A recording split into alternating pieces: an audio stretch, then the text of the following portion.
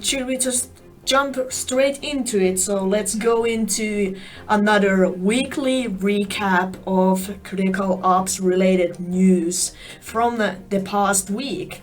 Yeah, let's do that. And first, let's start with the news about the new patch. Yeah. So, starting with 0.6.5 news. So, we have been putting out patches constantly for the game on different platforms, on PC and mobile, to fix all of the issues that have been coming up after the release of the patch. So, now the newest one is 0.6.5.14, which has fixed the ability to join low ping servers after joining a high ping server.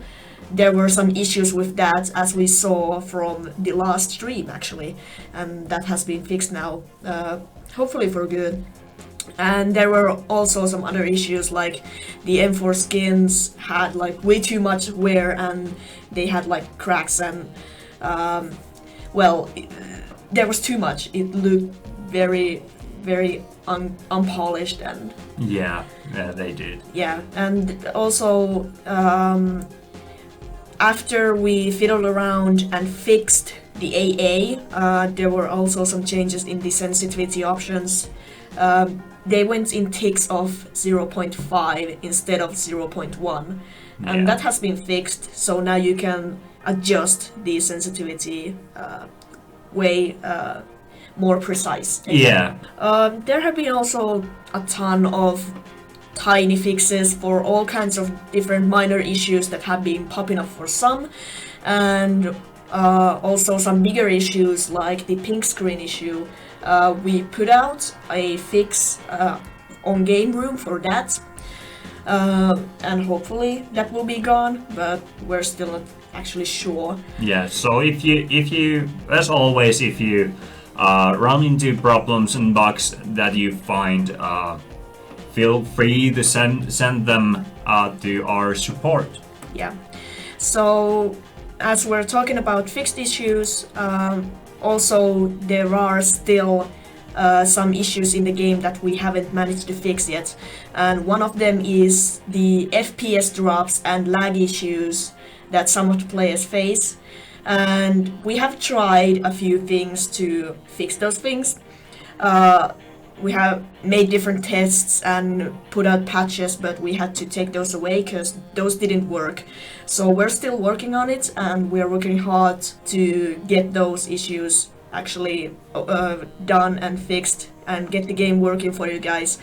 We know it's frustrating if the game doesn't work, but we don't like the broken game either. We also want the game to work, so we're working hard to have a nice working game for you guys. If there are any issues with your game that weren't listed before, that we don't know of or haven't fixed yet, report them to support@criticalforce.fi, and remember to tell them your device and your game version number. And if you have any screenshots or anything, that will help. Alright, but that's pretty much the state of development for this week. Now that we are done with those, should we go to the tournament section? Yeah, absolutely. Oh, there's so much to tell you guys about the tournament. Indeed, there is. So, as you know, Valiant's World League has been going on, or started actually last weekend. Ooh, finally the World League started! Yeah. Yes, hype! Indeed. They started off with South America and North America groups, and this weekend we are going to have matches from Asia and Europe. Yeah, so we'll get the rest of the regions, and then we'll get to see like which regions have the top teams. Yeah, it's so nice to see that like one team per group advances to the semifinals, and that's when the real action is, or the real action is already happening there if you watch the games. Yeah. But it's so intense.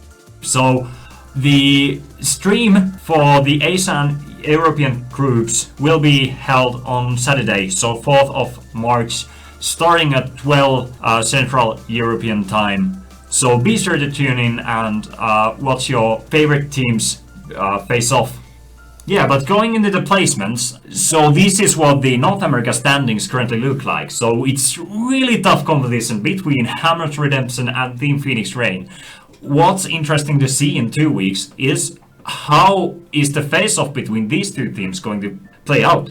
Yeah, and of course South America was played as well. The competition there seems to be looking at the top 3 teams at least. More balanced and more rounded out. Even like in round balance, it's very tight when it comes to South America. So Mobile Academy barely in the lead from Nerds in Arms. So this is actually really interesting to see how this will turn out, because there are so many more twists and turns that can happen in the South America. Yeah, then of course, what kind of matches are we gonna have this weekend? So there is Asia with CSPG, Critical Beasts, familiar names from at least ESL. Yeah, at least CSPG Mortals. I can't wait what they have to offer. Yeah. And on the European side, there are more familiar names and new ones as well. Skyfly, for example, really surprised on the qualifiers. Yeah, and here you can see the groups once more.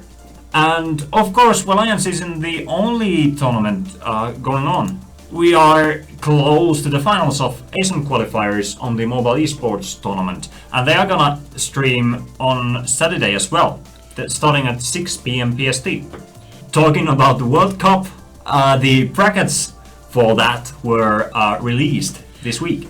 Ooh. And just looking at the teams and looking at the matchup already in the first round, we are gonna see some great games. There are so many big names, so many talented new names. I just cannot wait to see this one play out. So if you want to follow the events and how the World Cup is coming up, just visit mobileesports.org or their Twitter to see all the latest news. They will keep you updated by posting about it all the time. Yes. And then, of course, this weekend is such a critical ops weekend, especially the Saturday, since we are going to also have VIS Critical Ops tournament, both on Saturday and Sunday, starting at 1 p.m. PST. Ooh, so many great tournaments, because the last VIS tournament was so amazing. I have been waiting for another one, and here we have it, and it's coming this weekend. Yeah, be sure to tune in on the Mobcross. Alright, but that's pretty much what we have for the news section today, or this week, and more updates coming next week.